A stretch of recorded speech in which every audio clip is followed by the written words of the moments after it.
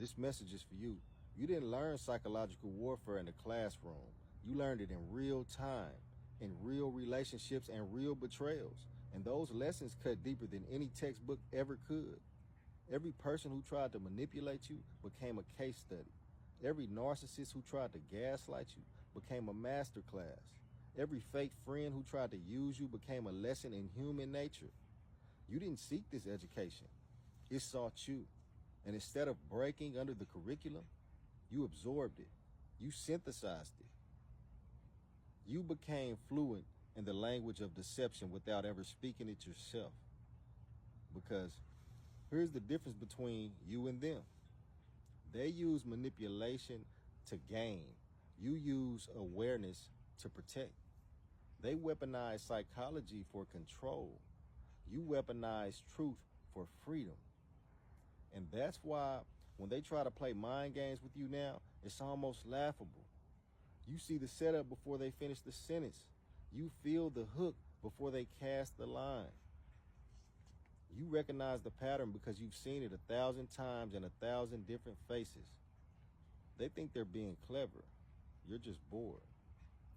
Because once you've been through the real battles, the petty skirmishes, they don't even register.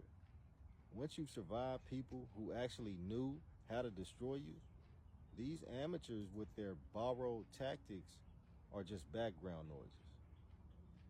They'll never understand how you do it.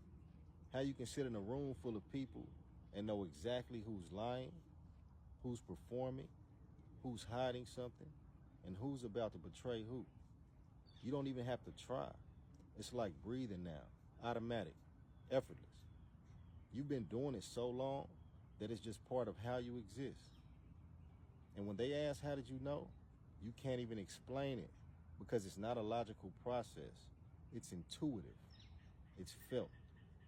It's the accumulation of 10,000 micro observations your subconscious makes that your conscious mind only catches up to later.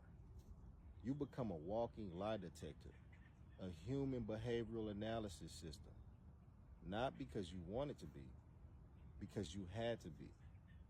Because the cost of not seeing clearly was too high.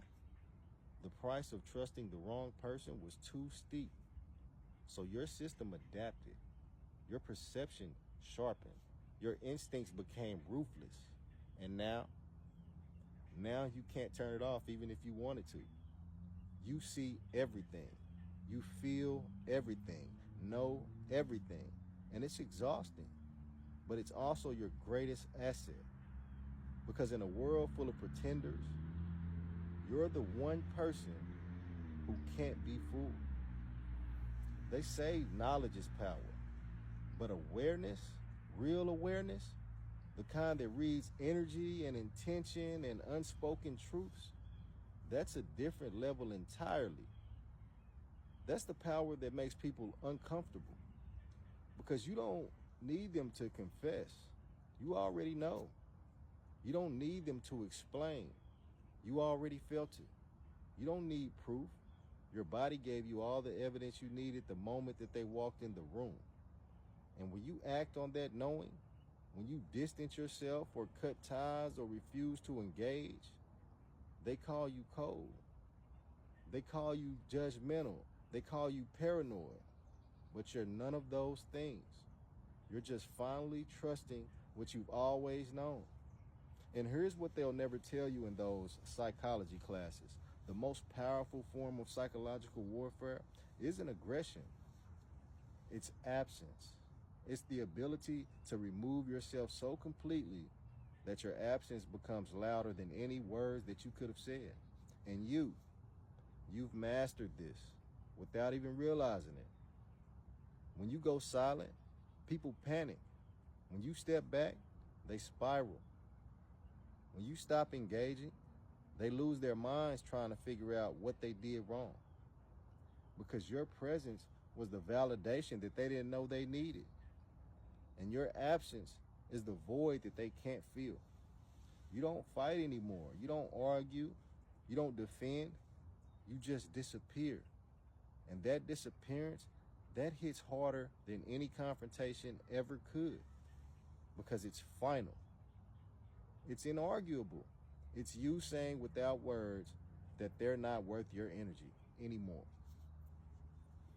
And for people who are used to getting reactions, who thrive on drama and emotional labor, your silence is the cruelest punishment.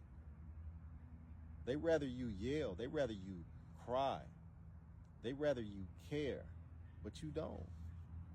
And that indifference, that's the ultimate power move, because it proves that they never mattered as much as they thought they did. They studied books, you studied survival. They learned theories, you lived experiments. They memorized terms, you embodied the experiment. The experiment. And now you're walking with the most psychological sophistication that took them years to comprehend, to barely comprehend. You don't need to validate what you know. You don't need credentials to validate your expertise. Your life is the credential. Your survival is the degree. Your awareness is the mastery. And anyone who's ever tried to outsmart you found out very quickly that you're not someone who can be played. You're not cruel. You're not cold. You're not heartless. You're just done pretending that you don't see what you see. Done acting like manipulation is normal. Done tolerating people who only show up when they need something. You've drawn boundaries that most people don't have the spine to draw. You've walked away from situations that most people would have stayed in out of fear or obligation or hope.